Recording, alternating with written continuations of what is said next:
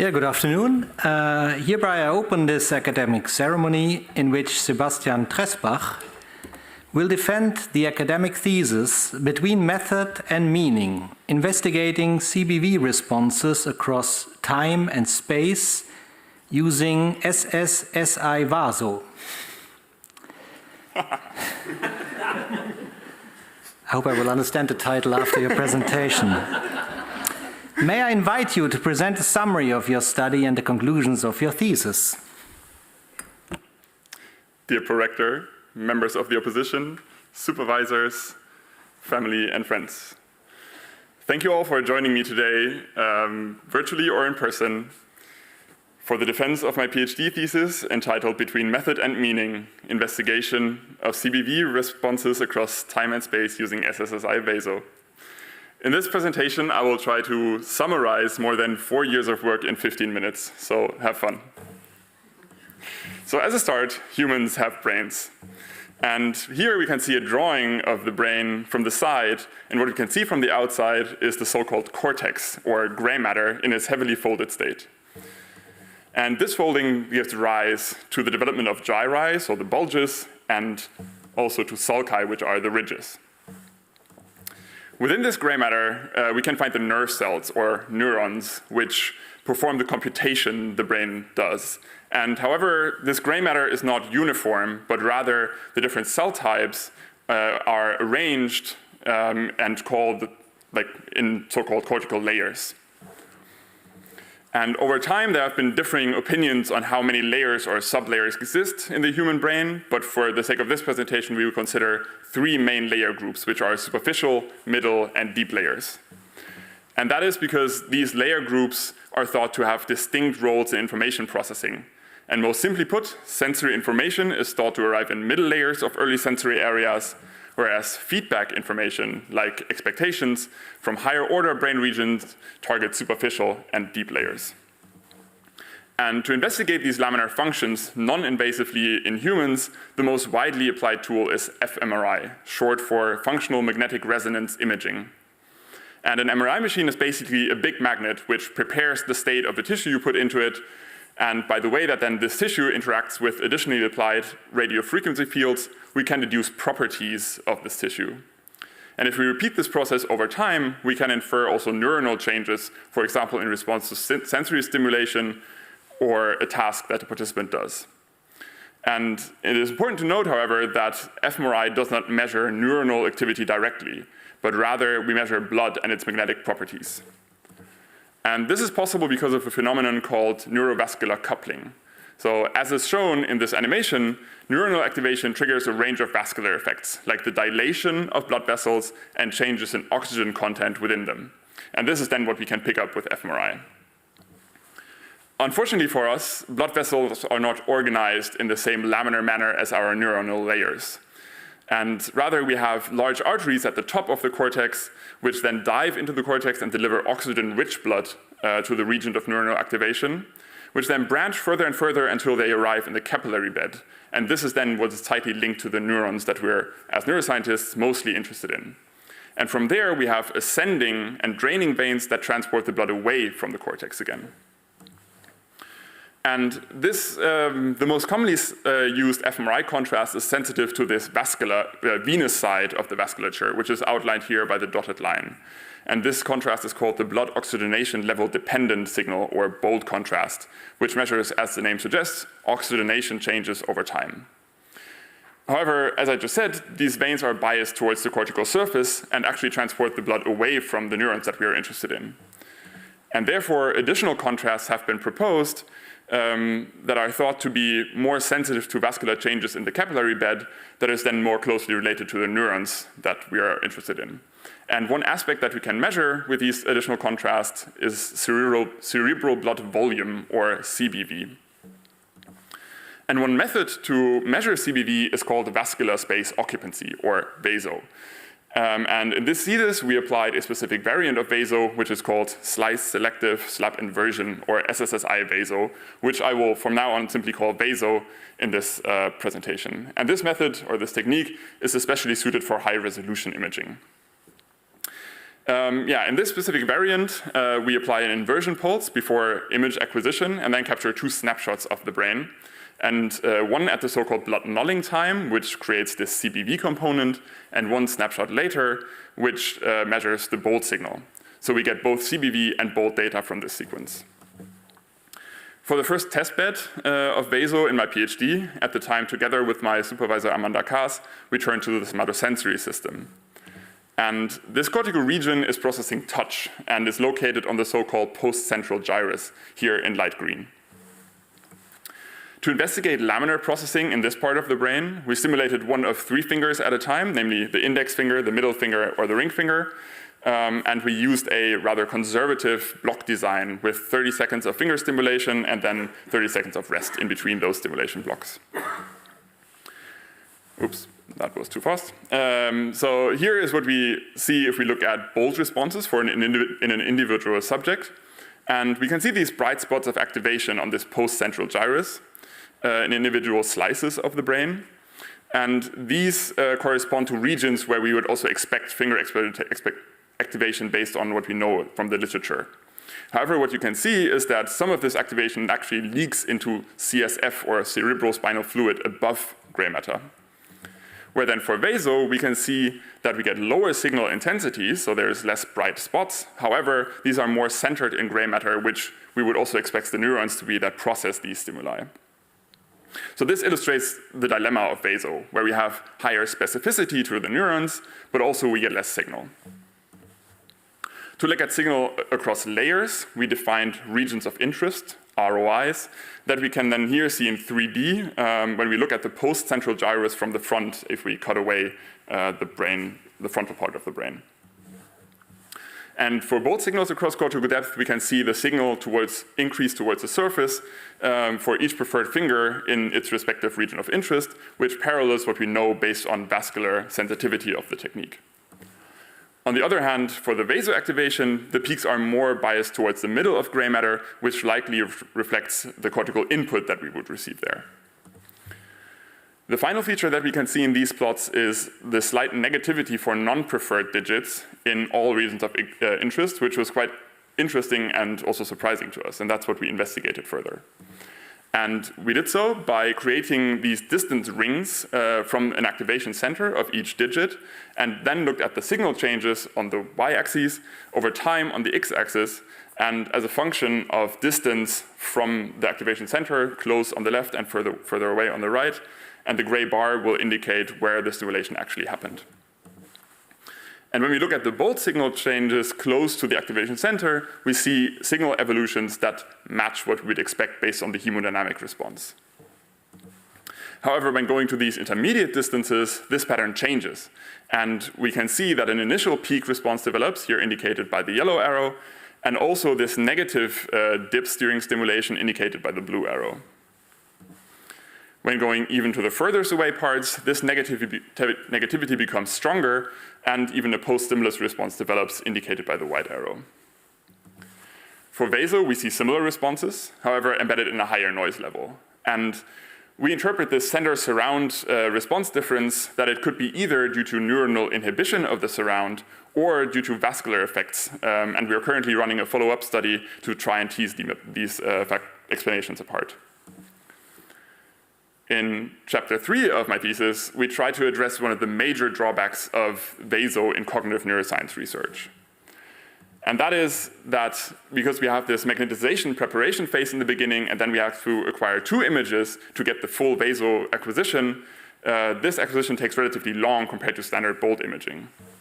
And that is why, just as we have done in the previous chapter that I explained as well, most people have used VASO with block designs, where different stimuli are presented separately from each other in long blocks with long rest periods in between. However, this makes it rather challenging to investigate fleeting phenomena like surprise, for example. And that's why in cognitive neuroscience research, event-related designs are more common, where individual stimuli are presented for shorter amounts of time and with variable rest periods in between. To make event-related designs work with VASO, we had to face 2 major challenges. The first one is that we had to reduce the time needed to acquire our images in order to capture shorter hemodynamic responses to events. And the second one was that we had to test whether we have enough detection sensitivity to then actually see something in our responses. To this end, we designed a rather fast sequence protocol, mainly by going to a more conservative resolution spatially and reduce the coverage, so how much we measure of the brain, which is shown here in warm colors. And then we tried to elicit visual responses in visual cortex by using these flickering checkerboards. We did so first in blocks, so what is commonly done with 30 seconds on-off, and then later with 2-second stimuli durations to test the applicability of event-related designs. First, looking at the blocked stimulation results, we can see strong activation in early visual areas for both bolt and VASO. And when we look at the response across layers, we see again that we have this draining vein effect for bolt, and we can also see that we have VASO activation centered more towards middle layers. And with this, we concluded that our sequence protocol does what it should, and we are able to acquire our images somewhat fast. Now turning at the responses to event-wise stimuli, we can see that we also get reasonable activity, but at a lower intensity, despite the fact that we actually acquired more data for this than for the blocks. Importantly, however, is that we see similar response profiles across cortical depth for events compared to blockwise stimulation. When looking closely, however, we see that the VASO response seems to be peaking a little bit closer towards the surface for events than for blocks. And this becomes apparent when we directly compare the layer profiles for block and event-wise stimulation. Nevertheless, we concluded that it is indeed possible to use VASO with short event-related stimuli, which enables a host of cognitive neuroscience questions that were previously not possible to investigate using VASO. But of course, there are still a few open questions from this.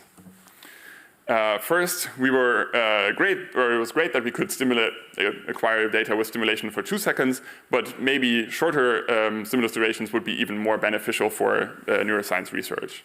And secondly, we were wondering where the shift in the VASO response peak across layers from going from short to long stimuli actually comes from.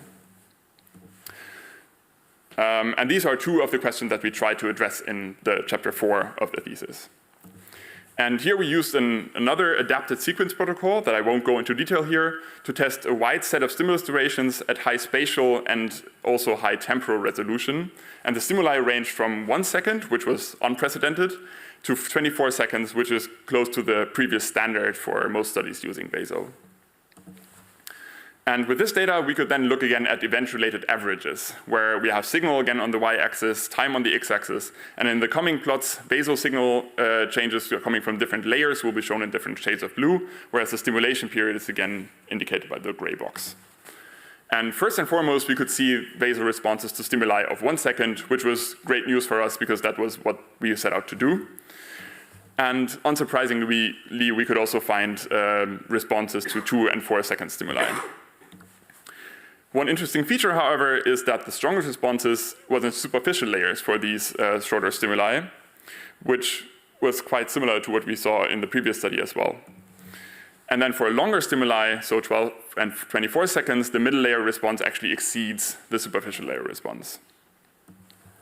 So in this study, we wanted to go a step further and investigate where this response difference actually comes from. And therefore, we acquired vascular information at an even higher resolution, which we used to delineate the macrovasculature, so individual arteries and veins above the cortical surface, which are shown here in red in 3D. And then we can compare this to the microvascular weighting within the cortex, which is related to the capillaries. And here we see the micro and macrovascular signals from the VASO data plotted against each other in blue and red respectively for the 5 different stimulus durations. And the most striking features are that the macrovascular shows a strong response even for short stimuli, but saturates really quickly, and then shows similarly strong responses across all stimulus durations. Whereas on the other hand, the microvascular response in gray matter continues to rise from short to long stimuli. And we attribute this difference to the physiology of the vasculature, where the large feeding arteries at the cortical surface are actively muscle controlled and show an all or nothing response regardless of stimulus duration, whereas on the other hand, the capillaries in gray matter dilate passively and therefore need more time to show increases in CBV. And this led us to conclude that while it is possible to use VASO with short stimuli, longer stimuli might be necessary to utilize the full potential in the neurospecificity of the technique. So in conclusion, we have investigated laminar bolt and CBV responses in the somatosensory cortex and shown potential excitatory inhibitory center surround signals. We have shown that it is possible to use event-related designs and short stimuli using VASO, and we could do so with stimuli down to 1 second. And finally, we have shown that we can attribute the larger superficial layer weighting of CBV responses at short stimulus durations to quickly saturating macrovascular reactivity, while the microvasculature needs more time to expand. So as an overall conclusion, we have taken a leap in our understanding of the VASO contrast for the use of cognitive neuroscience and for investigations of basic physiology in humans. And with this, I give the word back to the prorector. Thank you very much for this very clear presentation. The opposition will now be opened by Professor Dr. Bernadette Jansma, Professor of Cognitive Neuroscience in Language at Maastricht University. Yeah, thanks a lot, Prorector. Dear candidate, first of all, let me congratulate you to your wonderful thesis, also to the supervisors. Great work. I read it with great interest, even though I'm not a total VASO expert, of course. But I enjoyed it. I was also very impressed about your career development, like that ranges from rock climbing to psychology to advanced physics in high-field fMRI. So I think you can be very proud. And the cherry on the top of this is actually reflected in your thesis in the intro, but also in the conclusions that shows the Sebastian Dresbach that I'm aware of, showing very critical reflection of the sense and also the meaning of work we do in this field. And actually, this word meaning, of course, coming from language triggered me and also my type of question now. I relate my question a bit to chapter 3 and 4, where you also introduced this event-related VASO, I call it. And in one of the abstracts, you formulate, findings show that VASO provides all means to capture layer-specific hemodynamics responses with high spatio-temporal resolution. Mm-hmm. And I would like to critically reflect with you on the term and the meaning of the word high. So we have high spatial resolution. I think I buy this for now. I would like to focus more on the temporal resolution. And also then what we can do in the future with this great VASO method. And I focus also more on the visual stimulation protocol you had rather than on sensomotor. So, and you use this checkerboard. But when I look into it, then the checkerboard basically is a nested event. So you have a large event being on something versus black screen. And within the on, you checker. And I think you checker on a 60 Hertz frequency. So one question I had in terms of the sensitivity, because you showed nicely that you can see VASO response in the visual system for the stimulation. Is there any chance to separate this into these two types of nesting events? One the more slow being on something and one the more fast being really the checkering and nearly being some sort of motion type. Did you look into that? So, highly esteemed opponent, thank you for your compliments and your question. maybe starting in the back, this was a bunch of things that I have to separate. So you asked whether I looked into this. I have not specifically. And I guess, yeah, you're asking whether this would be possible using fMRI with VASO. And I would be critical about that because these 16 hertz alternations are very fast. So I would be hard-pressed that we could, at some point, get to a point where we reach this level of discrimination on a temporal side. And then maybe linking back to your initial, let's say, phrasing of high spatial temporal resolution, I guess then, of course, this is a relative term, and high is meant in the sense of fMRI or layer fMRI, and maybe also with respect to CBV imaging, which is notoriously slow. And then in this context, it is high. And yeah, what you deem absolutely high is then a different question, I guess. Okay, it's fair enough. And because some people might toast you more on this, I would like to shift gear for my last question, is because you also sense or at least I sense that in your intro and conclusion, that you saw in terms of statistics who is using VASO, you saw that it's not so much used, and there might be a problem of this long measurement protocol in clinics. So I was wondering, would like to see your view, because we do this, that because it might be not only be applied in neuroscience basic research, but also in clinics. Do you see a chance to generate some sort of VASO-like masks or templates or models per gender, age, sex, regions of interest where you think, okay, there we have a good estimate of how the VASO signal might look like, and we can use that to correct any type of bold that we measure with these people. Okay, so if I understand correctly, you would ask to get a canonical hemodynamic response for VASO and then use this to alleviate bold responses that are necessary or that are increasing towards the surface. Yes. Okay, then first maybe about the clinical work. There are people who do clinical work. One is Dr. Huber, who is joining us, who did studies in dystonia, hand dystonia patients. So it is possible to use it in the clinical context, even though I would argue it's quite challenging because of the high noise in the data. So you probably need a lot of data to average to actually get your reliable signal. Maybe about the standardization, that you mentioned. This goes, I guess, along the lines of modeling approaches, where you measure CBV responses and then feed them into the model to kind of back calculate bold responses without the draining vein effect, which is ongoing work where there are these models, also where I have this vascularity figure in my introduction. Where it comes from is a paper by Camille and Martin that you know, of course, that applies this. And I think our work is important there to actually provide the data to inform these models better and then hopefully use them potentially also in a clinical setting. However, I think it's far away from being routinely done. Yeah. Nice, thanks a lot, clear answer. I give the word back to the prorector. Thank you very much. Your next opponent is Dr. Wietske van der Zwaag, Principal Investigator at the Spinoza Center for Neuroimaging in Amsterdam. Thank you. It's my turn to say that I also really I really did enjoy reading the book.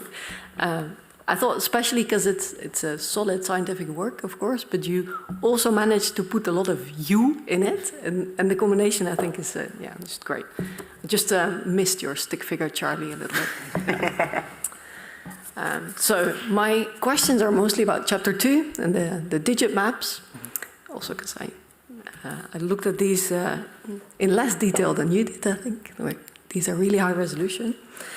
And one of the things that I wanted to talk to you about is how these relate to maybe the maps that we see in the visual system. We know that there are also these very specific positive responses which are surrounded by negative responses, and there are a lot of people who put work into fitting these in, say, a population receptive field model. How does that concept map onto your work? Highly esteemed opponent, thank you for your compliments and your question.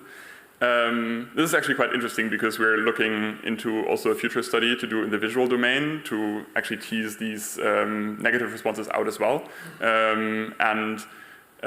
One thing that I came across was that actually these negative side lobes are implemented in these population receptive field models as well by, of course, yeah, you were involved in the work as well, yeah,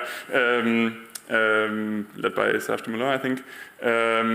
So I think they're highly relevant and related also to the visual domain.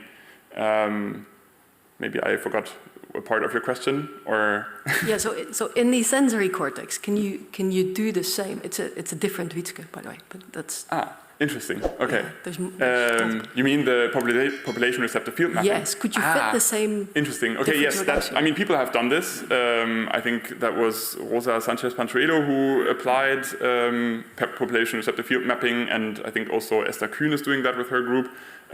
So yes, it is possible.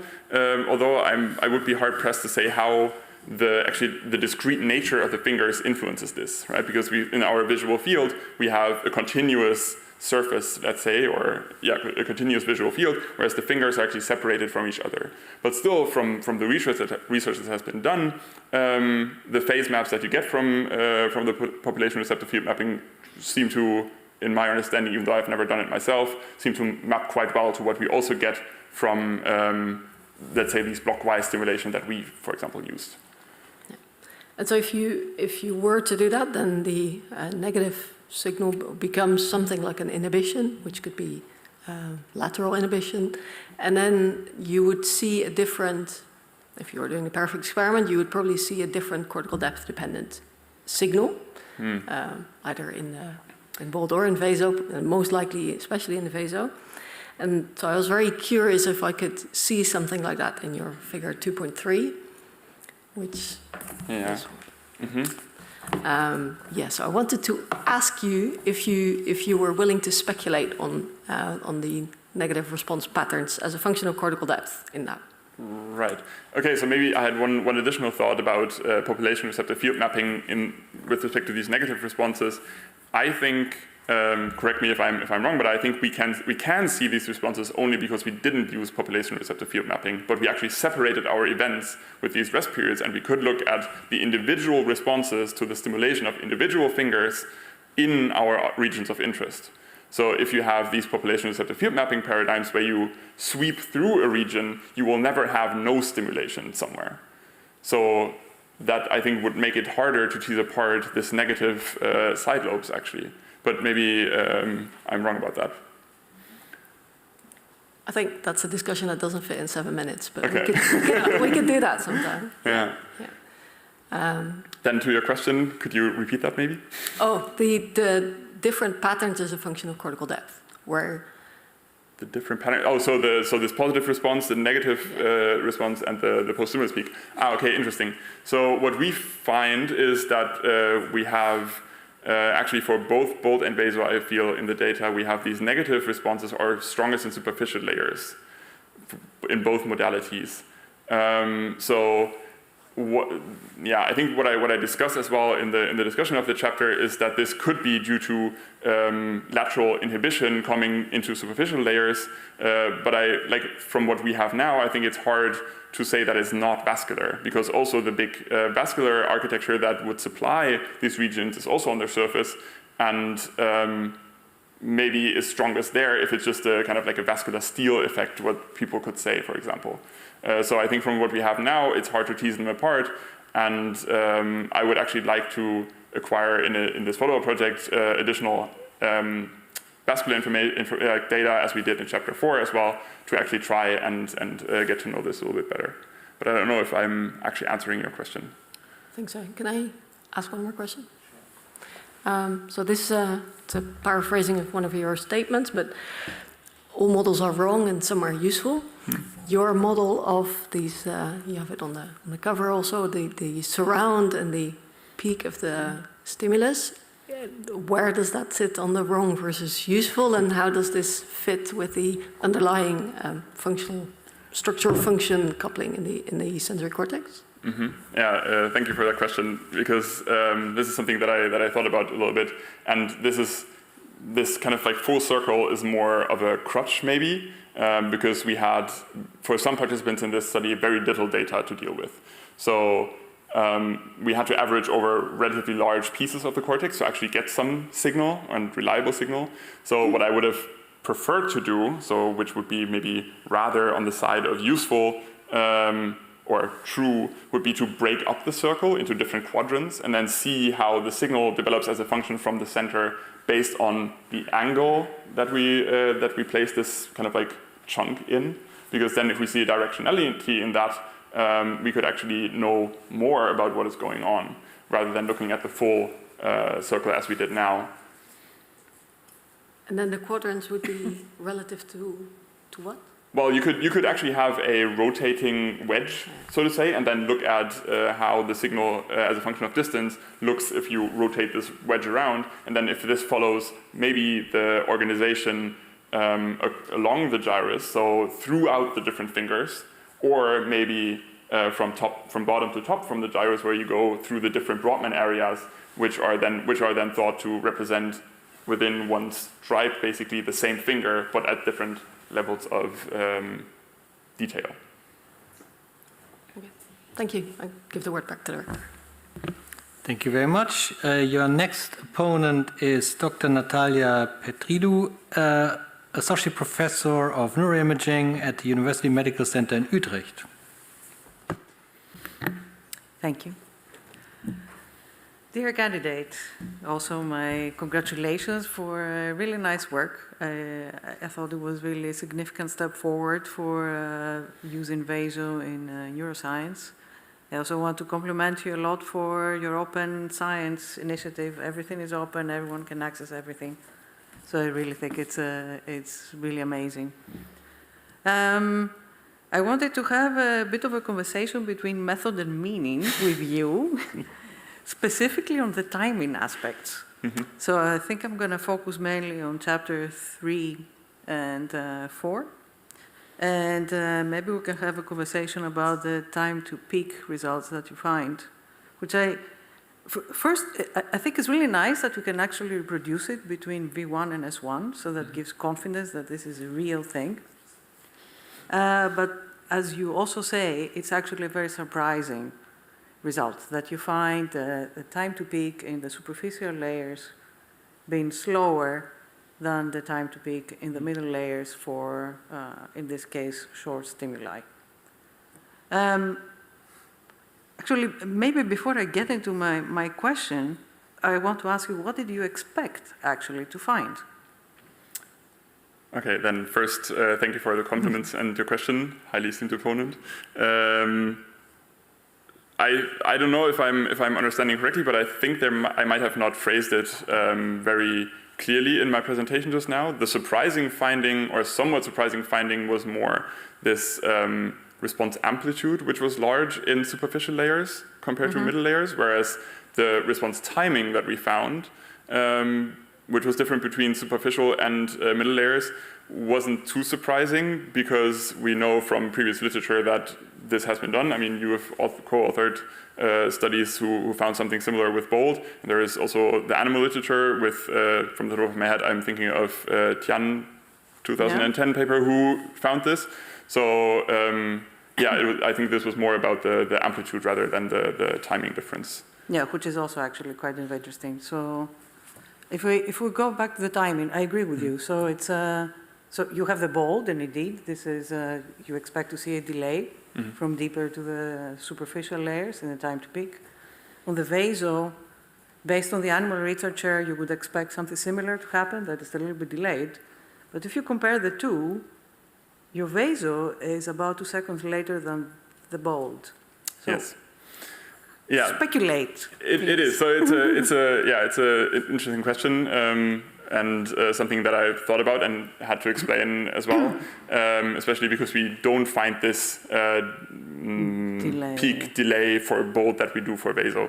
So one interpretation one key difference between our study and work that you have done, for example, is the acquisition itself. So we have used a 3D EPI acquisition, which averages over longer periods of time, whereas I think you have used 2D API acquisitions, which is more snapshot-like of individual slices. And I think thereby you are way more, in your studies were way more suitable to actually acquire more, like smaller timing differences between different layers that we may have not been able to resolve. And yeah, I think that would be my strongest guess where this difference comes from, and maybe then why we could detect it in VASO is maybe because there is this timing delay which is just larger for the CBV component than for the bold component. But that's just speculation. Yeah, but, okay, but that's an interesting point. But do you have any biological ideas on biologically how this may happen? Why you would have a more delayed response in CBV as compared to... Yeah, interesting, because you could argue that the bold response should be even more delayed because it's coming from the veins, and they should dilate even later and only for longer stimuli actually. I would be hesitant to make... It's interesting, basically. I don't think there is no right or wrong answer here. It's just interesting things, I think, that come up from the investigations that you did, which is a good thing, actually. You really may do a lot of progress in one part, and you generate new questions that we wouldn't have thought about at all. So in that respect, I want to ask you, you do mention that there was a large variability in this effect between participants. Was it? In the amplitude, I think. I think the timing, I thought. Okay, I think the timing was quite consistent. There is a supplementary figure about this where I show the different response amplitudes in chapter 3, I think. Yes, yes. And they vary a lot between subjects, but they all show this delay, which is consistent, if I remember correctly. I thought it was both, actually. But within, okay, so let's also include the amplitude then in this question. Was it? Yeah. It's on page 109 in supplementary figure 3.2. And I think the delay is relatively consistent, whereas then the peak amplitude of the superficial layers is quite different across people. But I will ask for the amplitude then.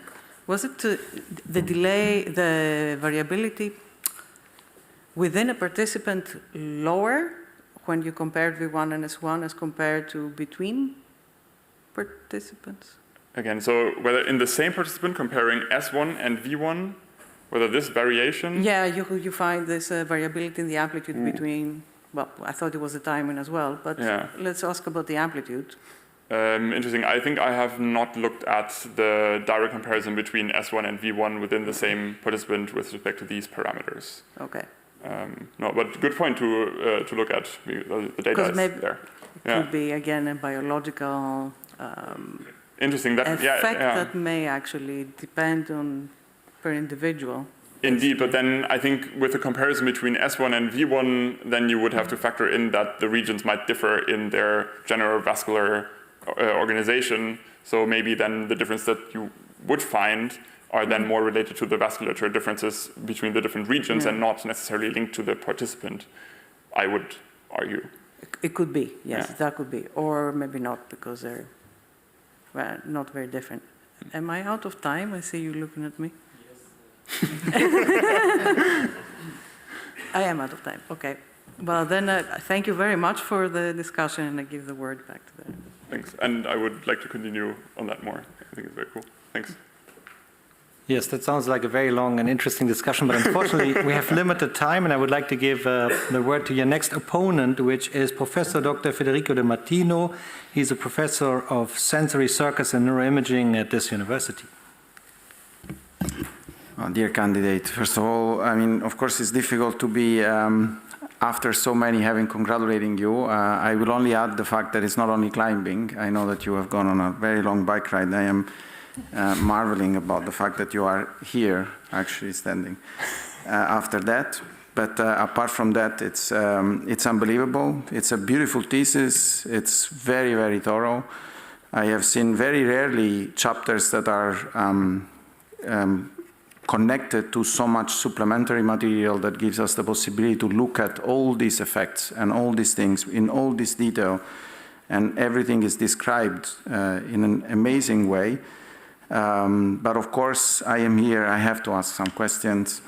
And so I would start with the funny one, perhaps. So I will ask one of your paranyms to stand up and read the first statement. Proposition 1, the hindering hurdle may be the HRF. Therefore, investigating fMRI response time courses in a model-independent manner should be routinely done in brackets layer, close brackets, fMRI. Thank you very much.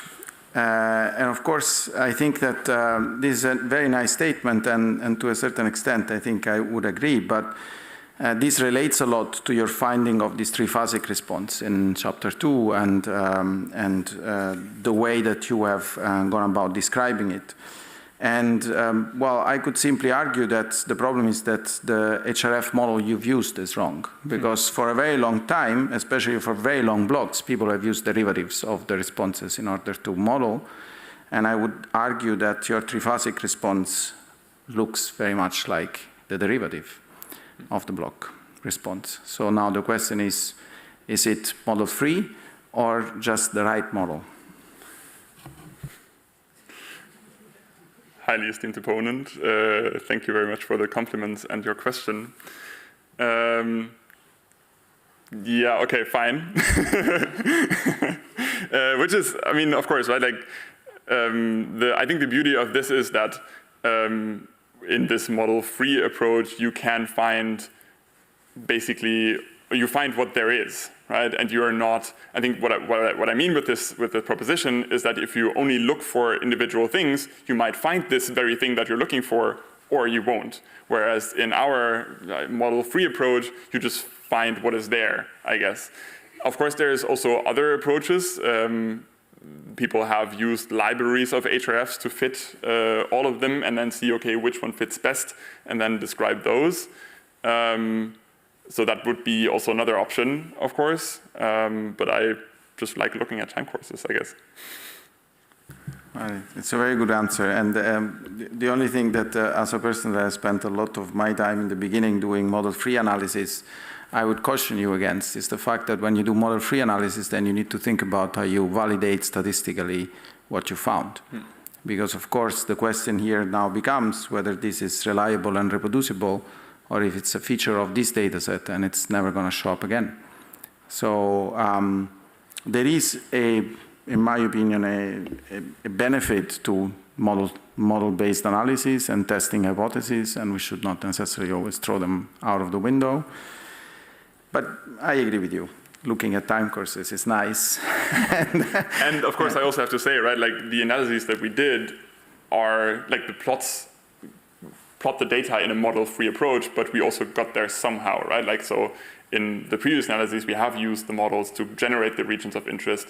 I have based also these distance rings on a peak voxel, right? Which is also coming from a GLM analysis. So even though I argue for these model-free approaches, they might not be fully independent of the model. Okay, then perhaps you can open your thesis and look at figure 2.1, and I'm just gonna describe what you have done. So participants went in for 1 to 3 runs, 12 minutes each. And in every run, you chose a pattern of stimulation of the fingers that was constant during the whole pattern. So I cannot do the ones that you have used because they are quite funky, but let's say in one run you were doing index, middle, and annular finger, and then in another one perhaps another way, or going back.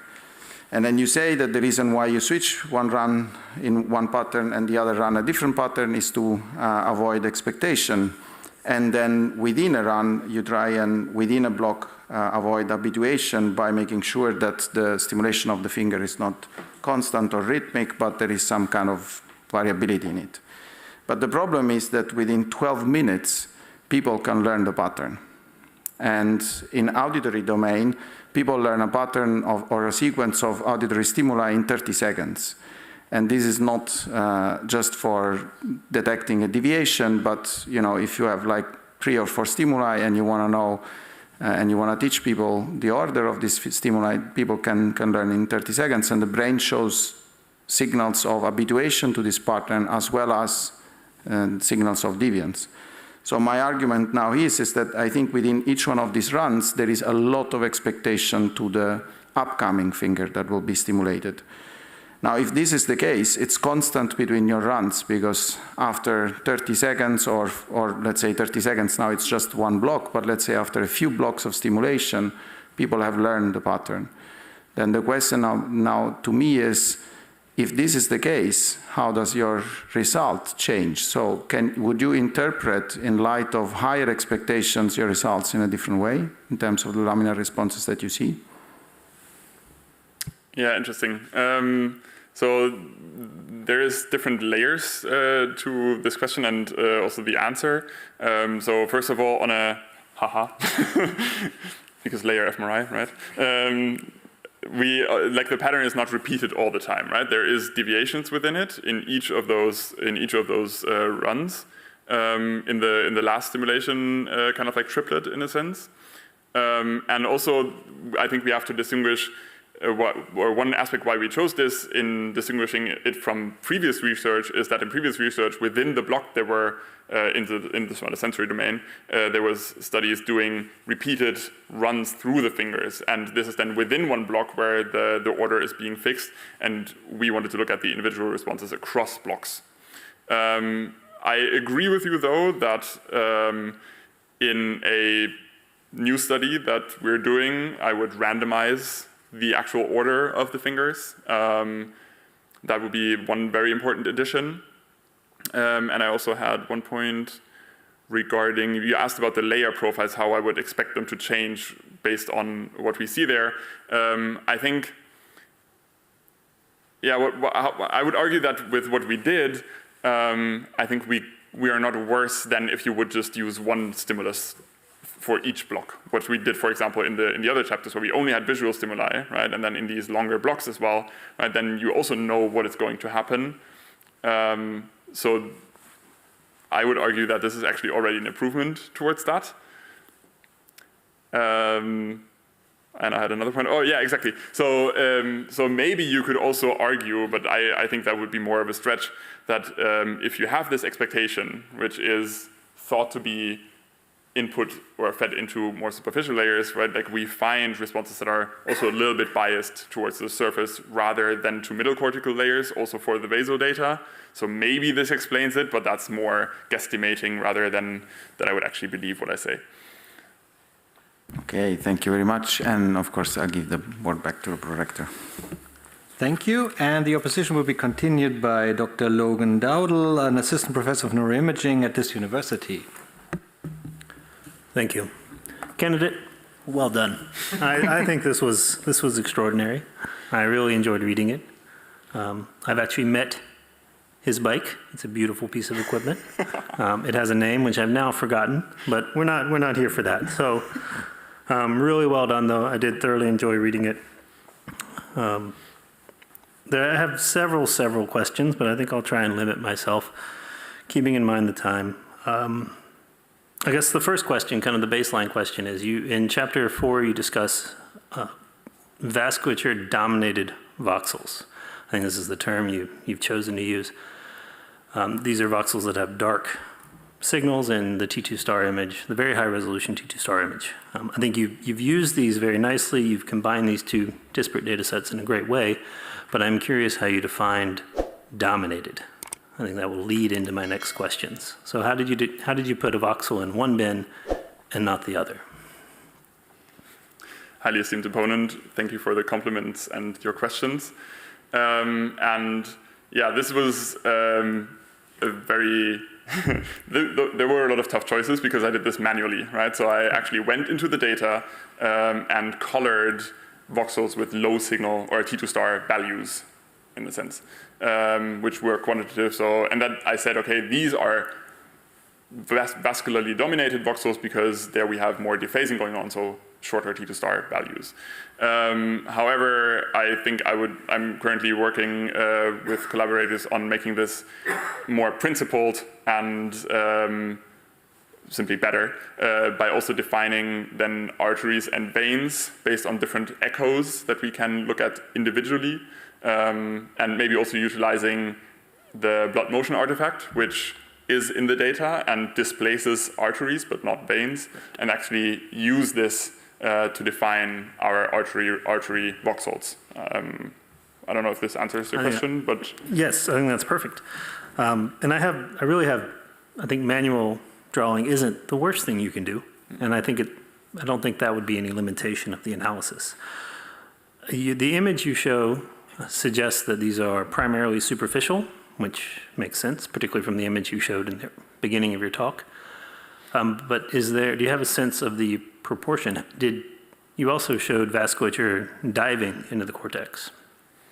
What proportion do you think each layer contained these various vasculature-dominated voxels? Is it only superficial, or does it, I'm assuming it's not equal across your layers? Proportion as in percent of voxels? Sure, or? Yes. Ooh, I would be hard pressed to say, but I think like in the data that I use now, I didn't look a lot into the cortical diving vessels, and I know that Faruk Urban has pioneered this this paradigm or this acquisition sequence with other people, of course, with Dimo and Rainer and others.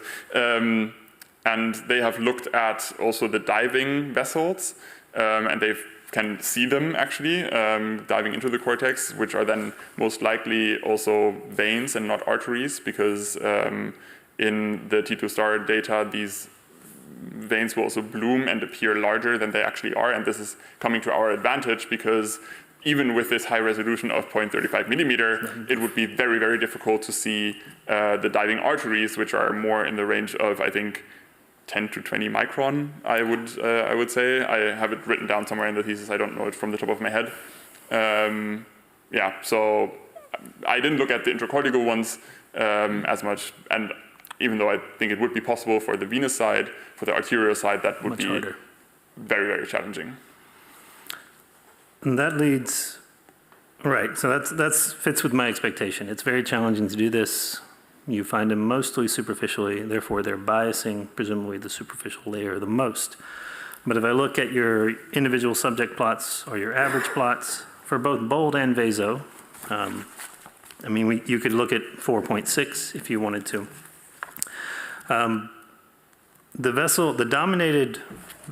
voxels that have the vessel-dominated signal are being averaged in basically in every analysis done here, except for these. Those are included in the time courses. Is that correct? Again, so here you've split gray matter and vessel-dominated voxels. Yes. But all of these vessel-dominated voxels in all the other analyses, they're included in the gray matter compartment. They're your signal, right? Are these voxels that would be outside of where you were normally averaging? Yeah, they're outside of what I would normally do. So what is here in kind of like the microvascular, so the gray matter plots, right? So the orange for bold and the blue curve for VASO. Right. Those are the same curves as we would have in figure 4.3, but the three layers lumped together. So the vessel-dominated voxels in figure 4.6 are excluded from, like, in the other analyses, except if they might be the few ones inside the cortex that I have labeled, but those are a minority, so in the less than 1%. Well, that actually kind of resolves one of my questions, given that it's a minority of the voxels in there, because you almost see something where if it was averaged naively, it would be reducing your response. Because the delay is so much, it's not out of phase, but it's so much that if those were averaged in, that 1 second that's difficult to see would be nearly impossible. So if those are not included, then, well, in the previous 2 chapters, you didn't have this benefit, strictly speaking. So that little minority could be shifting your time to peak values, but you expect that to be an incredibly small contribution in the current work. It's just not enough diving signals. Okay. Do I have time for one more question, or? It's okay if no. A very short one. I think it can be very short. You show these VASO traces where there is a large degree of error, even with the 24-second stimulation. How much of that do you think is due to voxel to voxel variability, or is it just thermal noise in the very noisy VASO data that's yielding that variability in the time course? A lot of air? There is a lot of what in the Is it just error? Error. 95% confidence intervals. Okay, yeah, sure, but okay, interesting. I mean, this is the plots that you refer to, I guess, are the group data. In some cases, the individuals where it shows the confidence interval, for the group data, of course, differences across subjects, but I guess I'm curious, is it thermal noise that is causing you the most harm here, or is it something else, you think? Yeah, interesting. I mean, the thermal noise is always an issue for us in these high resolution and SNR-starved data. I think in this case, because we average over quite a large chunk of cortex in this study, like we didn't include all of V1, but actually a big part of it. I think the thermal noise might be a little bit less of a deal for us because we do get these nice averages. So yeah, but we do see large variability across people, which yeah, it's very interesting to look at, and I don't know. I can only speculate that it might be due to differences in baseline oxygenation of the veins, or which heavily influences both. It's much less short than I thought it would be. I was done a long time ago. All right. Thank you very much. It's also a question whether the question is short or the answer is short. That's right. Thank you. Your last opponent for today will be Professor Benedict Poser, Professor of MR Methods for Neuroscience at Maastricht University. Yeah, thanks, Prorector. Yeah, dear candidate, in the interest of time, I should cut my praise short, but I will not. That would not be fair. I mean, I really also enjoyed reading your thesis, and I think you had the privilege, of course, to learn with and from one of the masters of VASO, whom I still dearly miss in Maastricht, and I think I'm not the only one.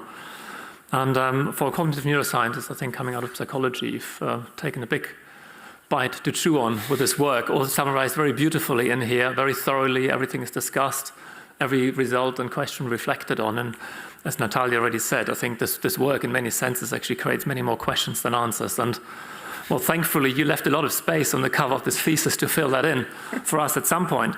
Now, one of the questions, of course, that you discuss yourself in the discussion on the Quo Vadis VASO part, where are we going from here? What do you think? What is your truthful recommendation? And I think who else other than you should be in a position to answer that question, actually, despite all your disclaimers for not going into that. Where do you think are we going from here? Is neuroscience really ready for VASO, or is VASO ready for neuroscience? And would you truthfully suggest to anyone to do event-related fMRI for like a standard neuroscience question using VASO? So, highly esteemed opponent, thank you for your compliments and your questions. Yeah, I mean, super important question, and that's why I wrote this chapter. And I think I would ask the question back and ask, why would you not use it? Because it's there, right? So if you have the time, you have the money, if you have to pay for your scanning hours and your participants, then why should you not add it as an additional I think most neuroscientists want answers, not questions. Right. Then I would say if you have the money, the resources, the time, then use it, and it will give you more information to hopefully answer the question you're asking in your work.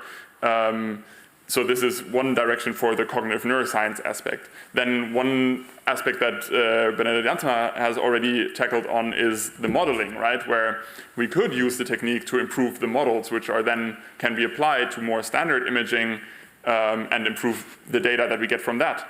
Where we need the data from humans, because so far most of what we base the models on is coming from animals, where we know we have different vasculature. We have absolutely agree. I was not going to stop you from thinking and creating new questions, even though it explains your other proposition about research always taking longer than you anticipate. I mean, if in the process you create more answers than the questions you initially asked. So one thing in chapter 2 that I was particularly intrigued on, and that's the one thing that made it onto the cover. Is relating to the triphasic response. We've talked about it, so I will not. But when getting to chapter 4, when you actually switch to using heavy visual stimulations and you looked at the different stimulus durations, what might be happening and what components take longer to evolve in the different compartments than elsewhere, is there anything in those findings that you would relate back to what you saw in chapter 2 and how you would explain the different phases and spaces where things are happening? Yeah, interesting. I think we talked about this a little bit also with the visual responses with Professor van der Zwaag. And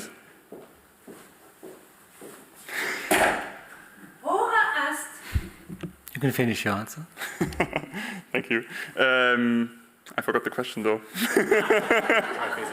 Thankfully, there's a party for us to talk about it later. Nice. I would like to. Yeah. Okay, that's also a good one then.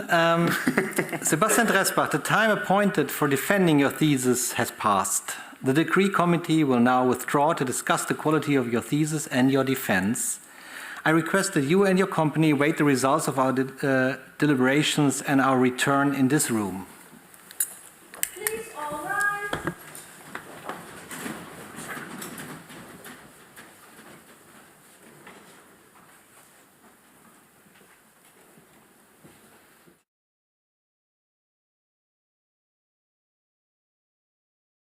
The PhD defense has now ended.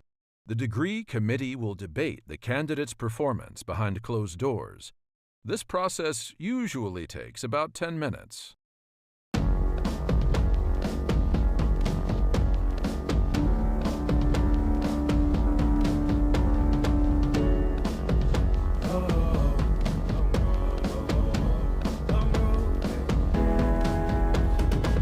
Long road to the south side. 7 miles in my rearview mirror, I know what it felt like. My goal's only getting clearer, east side to the west side. No place like home, if it's questions that you've got, go the extra mile and die.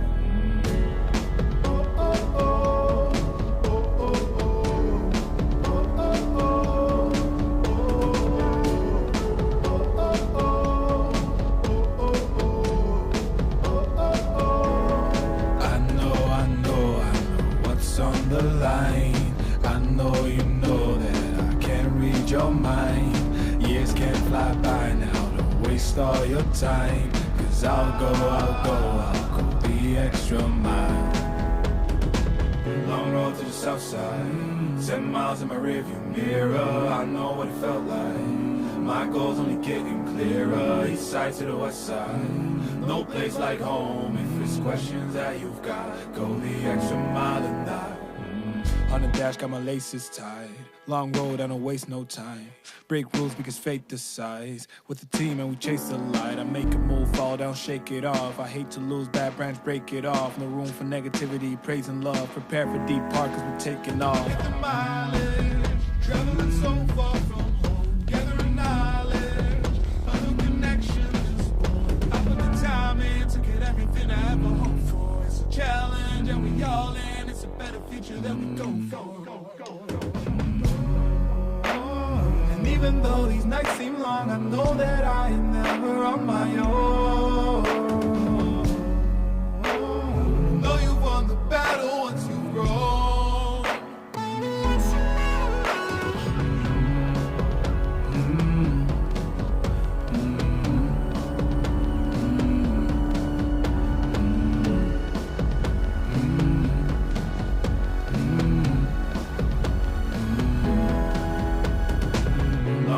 South side, 7 miles in my rearview mirror, I know what it felt like. My goal's only getting clearer, east side to the west side. No place like home, if it's questions that you've got, go the extra mile and die. Long road to the south side, 7 miles in my rearview mirror, I know what it felt like. My goal's only getting clearer, east side to the west side. No place like home, if it's questions that you've got, go the extra mile and die.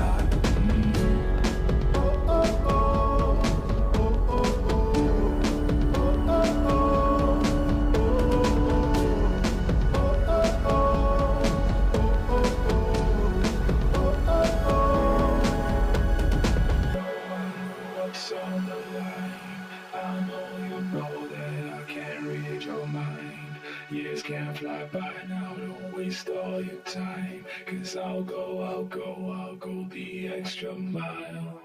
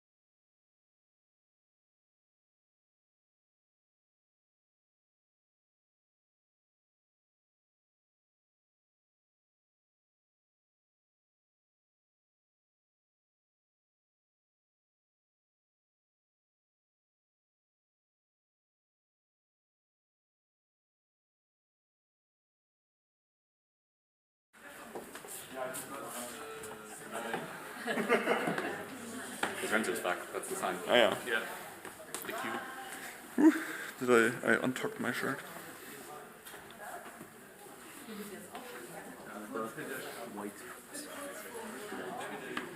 Do we have more water? Not here, no. Too late.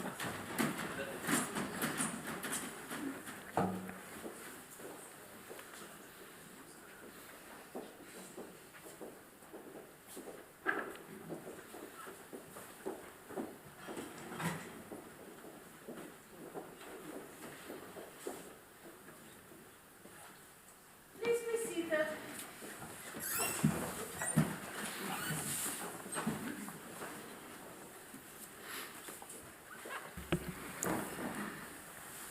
Sebastian Dresbach, the degree committee here present has assessed the quality of your thesis and your defense.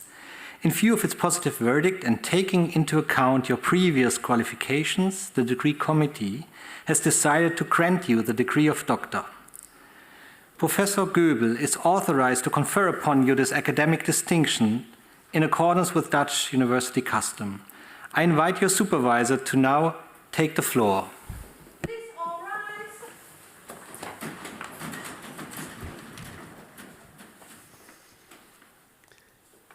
Do you promise to work in accordance with the principles of scientific integrity at all times, to be careful and honest, transparent, independent, and responsible?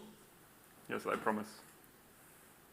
By the authority vested in us by law and in conformity with the decision of the committee here present, I hereby confer upon you, Sebastian Dresbach, the degree of doctor, and grant you all rights attached by custom and law. As evidence of this, I now present you with the degree certificate signed by the rector, the secretary, and the other members of the committee, and affixed with the official seal of the university.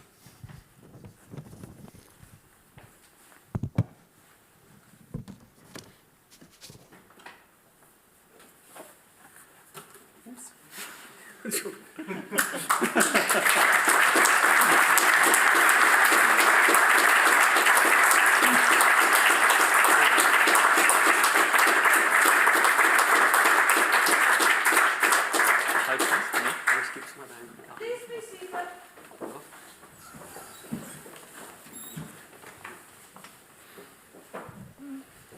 So, congratulations, Dr. Dresbach. And congratulations also to the family. Sie können alle sehr stolz auf ihn sein. Er hat toll gemacht heute.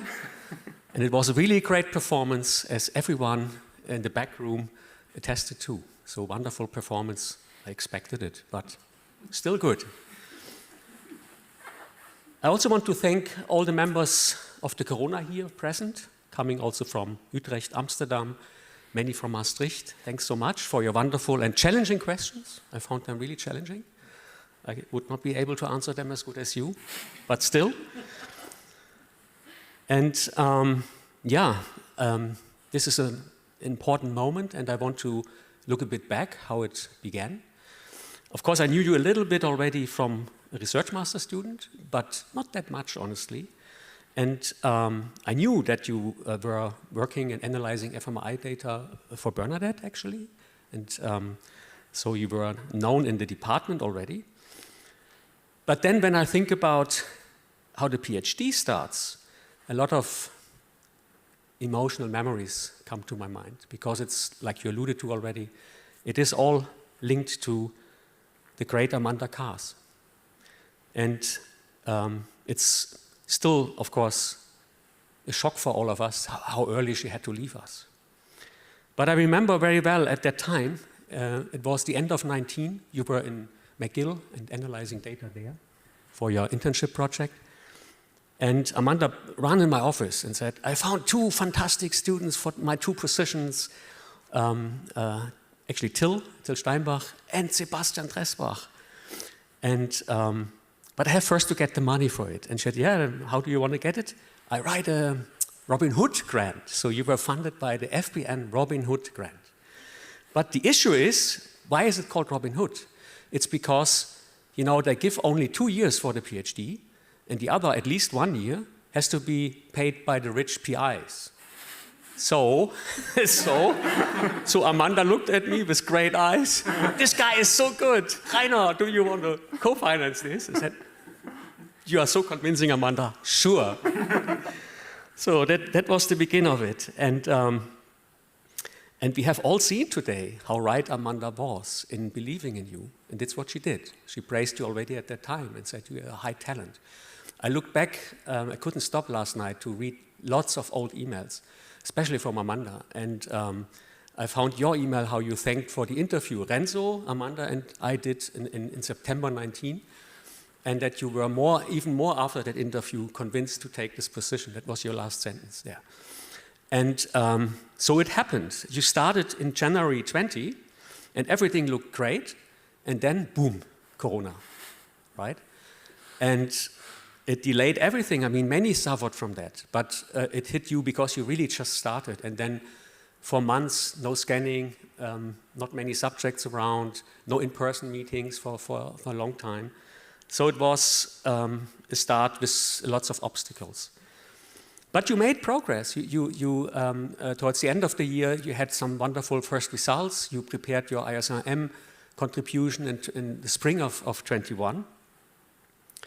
But then again, it happened. The terrible news about Amanda's fatal illness kind of came out of the blue in June 2021. And it took only 3 more years until Amanda passed away. It was all of us, you, me, Renzo to some extent, of course, too, and many others in the department, were took out of orbit. And it took really quite some time to come back to normal work, right? And to find a new way to move on. Because Amanda was so important for you. She was not only, the project leader, the visionary behind the ideas, but she was also a very kind person, very inspiring for you, and also for Till. That was, extremely sad and took some time. But we somehow had to manage it, and I found it amazing how, after this personal email from Amanda that we should intensify the supervision, Renzo and I decided with you together to have these bi-weekly meetings, which we still have today. And I think this is one of the positive memories I have over the last years, because it was such a pleasure and honor to think with you and Renzo about all these problems you have masterly presented today, how you attacked them. That was really always very great meetings with lots of insights, ahas, and wow, and really, really nice. And it was you. That was how I learned to know you really. Right before I knew you a bit, but then I think become closer and learned each other better, all the three who took then over this supervision. Yeah, and you became quite known. I think most of your papers you submitted, your contributions you submitted to ISMM became talks, or many of those at least, and you became quite known. I think we heard a little bit earlier already for your special educative way to present things, your slides, your video clips. I think the people talked about you a lot, and I think that's a big recognition. And you have to say, or have to accept now, I told you this once before, and you were as modest as you are now one of the leading experts of VASO in the world. You might say there are not so many experts of VASO, but still, you are one of those now. And and if you do all these super important and great work, as we say in Germany, Spitzenforschung, you have to, of course, also relax or kind of have some work-life balance, right? You cannot only do that. And it was alluded to a few times that you like to bike, and this is also one of my big points here. And I was impressed, actually, about your tour. I don't know earlier tours you did, but I know the tour last year, and this was amazing when you told me which countries you visited and so on. I think one of your paronyms, I think Reuter was also joining at a later part, right? But you did the full Monty, and I was just impressed and asking Reuter from time to time, where is Sebastian? Oh, he's now in South France, now he's over there. It was just amazing. Yeah. And of course, you do more than that. You have this other sport hobby, bouldering. but because of foot injury, you're not doing it at the moment, right? Yeah, but was also one of those. I heard also that you play board games, Settlers of Catan, and more recently Dominion and Seven Wonders. So I didn't know that. But one thing which really caught my attention a lot, you are also a passionate vinyl DJ. Did not know that. I heard that when I asked a bit around. And two things, as an old guy who grew up with vinyl LPs, I'm of course very attracted to that. I didn't know this about you. And secondly, when I plan my next big party, I don't have to maybe ask you, pay you for it, and not this expensive DJ I had last time, you know. A hobby we share, we talked very briefly once about it, is Lord of the Rings. Yes, I also like this very much. And and I could go on, but I want to also in a moment give Renzo a few minutes. But I want to end by saying why people like you so much. I think, at least I like you much, and I know many friends like you very much. At least I hear this and many positive things about you. And you are a kind and very empathetic person. That's what I feel. Very empathetic. You listen to people. You take the time for people. Your friends also said that you spend time with them, that you advise, that you listen. And this is really something which requires, like you, a modest but also, you know, passionate and empathetic person. And this you seem to be very much. At least I feel that all the time. But now I want to give also Renzo a few minutes to for a short laudatio for you. Please. Renzo, please. Hear me? Yes. Yes, I hear my own echo, so that's good. Dear Sebastian, congratulations on this fantastic thesis, and also this nice defense now. And also thank you, Rainer, for endless and generous support. I really enjoyed working together. Specifically when we were sitting at the scanner or when we were kind of traveling with these adventurous Airbnbs to Lisbon and London, where I also already recognized kind of your modesty, right? You never complained, no matter how adventurous and kind of modest those Airbnbs were.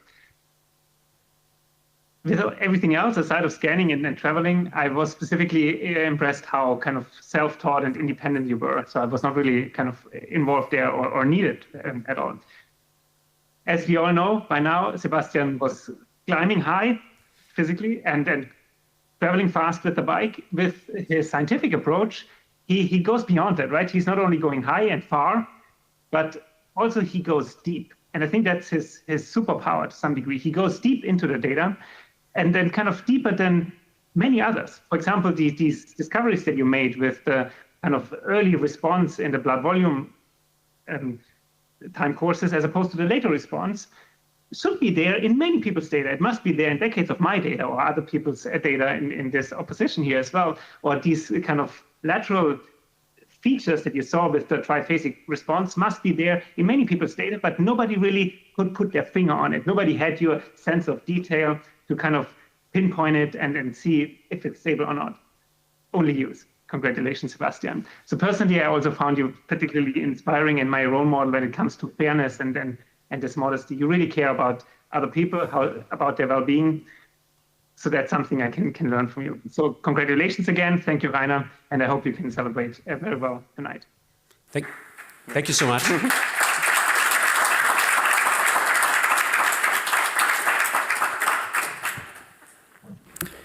Yes, thank you. Also, on behalf of Maastricht University, I, of course, congratulate you very much for this wonderful achievement and all the praise and this very successful defense. And also congratulations to your family and your friends. And with this, I would like to officially close this academic session. And now you might wonder what happens next, but there is a plan for this, and the plan is as follows. We and the family stay a little bit more in this room to take some pictures and share some more of these emotional moments. And the rest of the audience can already go to the rafter to have a drink or coffee. And then later on, we will join you in a few minutes after the pictures have been taken. So thank you all very much, and I'll see you at the Refter.